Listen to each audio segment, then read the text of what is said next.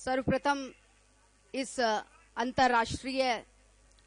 आर्य महासम्मेलन को भारत में और भारत में दिल्ली में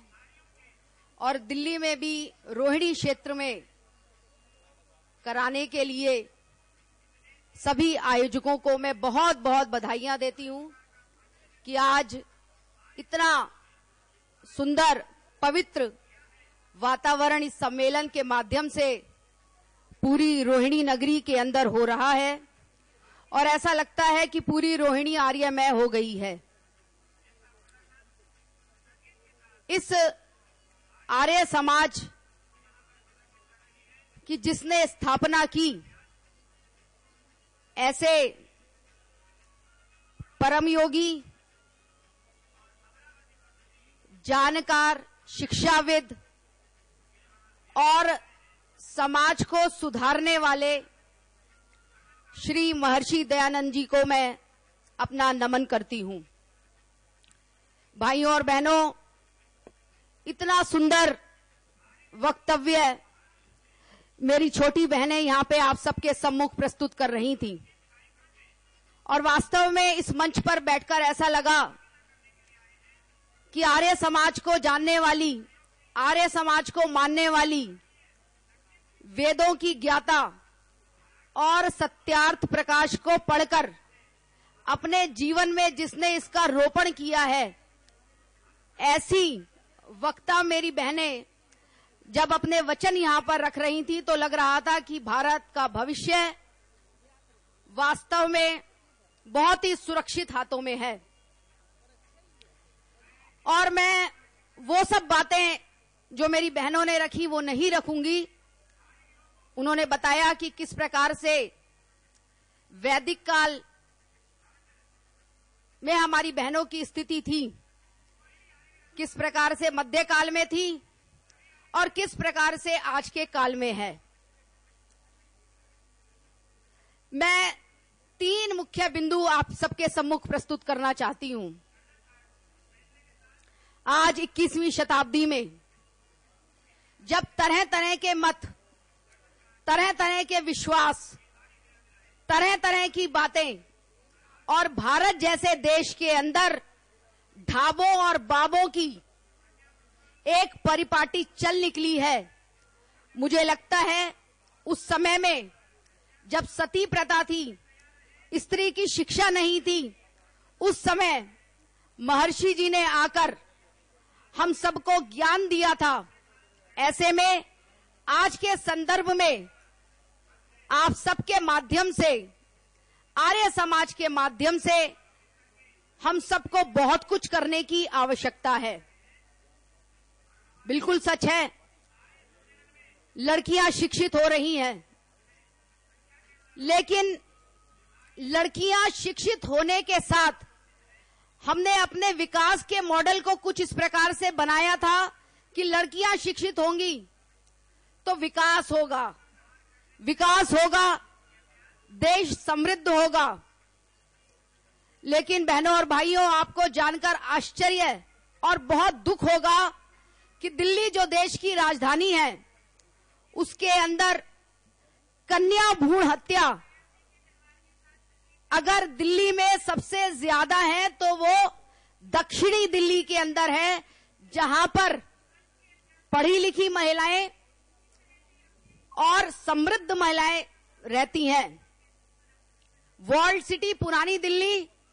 जिसके अंदर हम मानते हैं कि शिक्षा का स्तर उतना नहीं है, जहां पर गरीब लोग रहते हैं, उसके मुकाबले में दक्षिणी दिल्ली के अंदर कन्या भ्रूण हत्या सबसे अधिक है। इसका मतलब यह है कि हमने विकास का जो स्वरूप,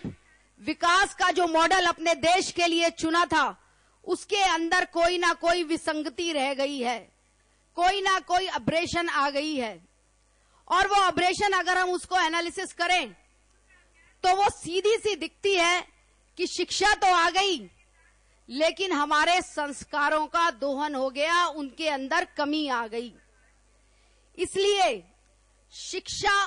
संस्कारों के साथ हो और मुझे लगता है कि महर्षि दयानंद जी ने भी अगर कल्पना की थी स्त्री शिक्षा की, तो वो इसी प्रकार की शिक्षा की उन्होंने कल्पना की थी, जिसके अंदर महिला सुशिक्षित होगी, सुदृढ़ होगी, संगठित होगी और पाखंडों और आडंबरों से दूर अपने निर्णय लेने में स्वावलंबी होगी। आज की महिला, आधुनिक महिला, यदि ये निर्णय लेने के अंदर भी सक्षम नहीं है कि वो अपने बच्चे को कौन से स्कूल में कराए, वो कन्या भ्रूण हत्या ना करे,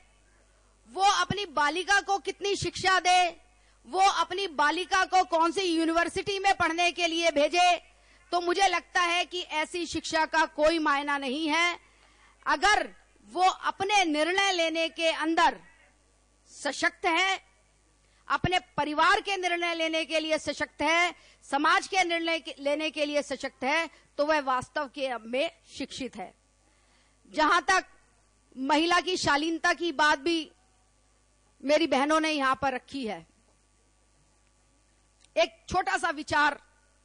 मैं आप सबके सम्मुख रखना चाहती हूं। महिला कहां से ये शालीनता लेकर आए? जब पूरे समाज के अंदर, पूरे देश के अंदर और पूरे विश्व के अंदर समृद्धि के और आगे बढ़ने के पैमाने ही बदल गए हैं, पूरा परिवार, पूरा समाज आज एक ऐसी अंधी दौड़ के अंदर दौड़ रहा है। ऐसे में जब कोई महिला, कोई बालिका अपनी राह अकेली बनाना चाहती है, तो वो दूर फेंक दी जाती है और उसको एक सिंबल मिल जाता है कि वो कुछ नहीं जानती है या वो समाज में आगे बढ़ने के लिए परिवार के योगदान में भागी नहीं बनना चाहती। एक कंफ्यूजन की स्टेट है। इसलिए बहुत अधिक कुछ न कहते हुए, यहां पर जो समाज, मुझे जैसे बताया गया है कि 32 देशों से यहां पर प्रतिनिधि आए हैं और आज देश की जो स्थिति है, मुझे लगता है कि पूरे विश्व के अंदर जिस प्रकार की स्थितियां चल रही हैं, उसका एक छोटा सा मिरर है और हमने अपने आप को इस बात के लिए तैयार कर लिया है कि जैसा सब जगह हो रहा है, हम वैसा करने के लिए तैयार हैं। जिस चीज के लिए हम जाने जाते थे, हम कोई कंप्यूटराइजेशन के लिए, इंडस्ट्रियलाइजेशन के लिए, जीडीपी के लिए नहीं जाने जाते थे।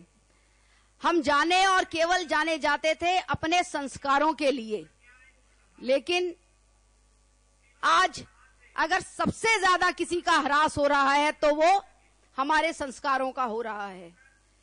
इसलिए हम अपने गौरव को याद करें, हमारे अपने इतिहास को याद करें, सीता और गार्गी को याद करें, लेकिन इस सब के बीच में ये ना भूल जाएं कि महिला भी एक इंडिविजुअल है और उसका व्यवहार, उसका आचरण, उसकी बोलचाल, उसकी चाल ढाल और उसका जीवन, सब कुछ समाज में कैसा चल रहा है। इसलिए सारी चीजों का दोहन महिला के ऊपर कभी कभी हम डालकर समाज को बचा लेते हैं, ऐसा नहीं होना चाहिए। आर्य समाज ने 18वीं शताब्दी में ऐसा पुनर्जागरण किया था और आप सब प्रतिनिधि यहां पर बैठे हैं। मुझे ऐसा लगता है जब हम संकल्प लेंगे, क्योंकि ऐसी विदुषी बहनें यहां पर जिन्होंने इतना सुंदर वक्तव्य आप सबके सम्मुख रखा है और इतने सारे प्रतिनिधि बड़ी संख्या में यहां पर विश्व भर से आए हुए हैं, सब इकट्ठे होकर अगर आडंबर और पाखंड हर चीज से केवल इन 2 शब्दों को माइनस कर देंगे, निकाल देंगे, तो मुझे लगता है कि आर्य समाज का वास्तविक संदेश सबके पास पहुंचने वाला है। मुझे यहां पर बुलाया और इतना सुंदर वातावरण में कुछ क्षण रहने का मौका दिया और इतने अच्छे विचार सुनने का मौका दिया। मैं अंतर्राष्ट्रीय आर्य महासम्मेलन को आयोजित करने वाले सभी सदस्यों का हृदय की गहराइयों से बहुत बहुत धन्यवाद प्रस्तुत करती हूं और आभार व्यक्त करती हूं। बहुत बहुत धन्यवाद।